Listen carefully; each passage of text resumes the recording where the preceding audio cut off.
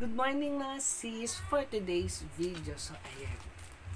So, mainit-init pa to mga kasisa. So, habang nagsushoot ako ng video kanina o nag-unboxing ako, saktong-sakto dumating na itong ating parcel. So, itong parcel na bubuksan natin ay para naman to sa aking mga anak, sa aking mga fur babies. Oo. So, para ang bilis ha. In-order ko lang siya nung isang araw, pang 2 days ngayon, dumating kagad yung parcel. Kasi mga kasis, minessage ko kagad yung seller na bago dumating yung 30 o 31, sana dumating na yung parcel ko. So, ito na siya. Dumating na mga sis. Ayan. Naku, yan na sinasabi ko eh. Nagkamali ako ng gupit. So, ito, may parcel na dumating. Isa lang. Oo. Meron akong isa pang in-order na damit din para sa akin, mga dogs. So, wala pa siya. So, ito na.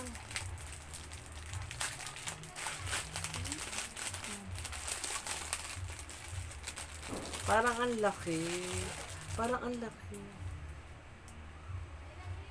Ay, ang ganda. Oo. So, ay, ang ganda. Ay, ang ganda. So, ito naman binili kong damit. Alam nyo mga kasi dalawang klase to. Kaya lang isa, naubusan na ako ng sizes. So, isa lang ang binili ko. Dahil nga dalawa yung boys ko dito, isa lang yung in-order ko sa kanila.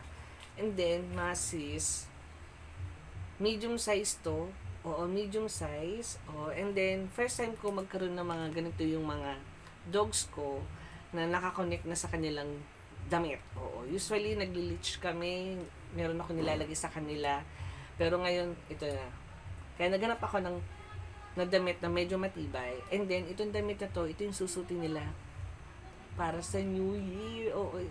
Siyempre, kung ako, bumili kami ng color para sa family, siyempre, binilang ko rin yung aking mga anak ng susutin nila sa New Year. So, ito na siya mga kasis. Ayan, oh, smile. So, itong damit to para to kay Adam. Oo, medium size. So, yun lang mga kasis. Maraming salamat. Sinamahan niyo ako dito sa ating unboxing. So, yun lang po. Maraming salamat. So, don't forget to like and subscribe. Ang cute. Ang cute naman. Para kay Adam to.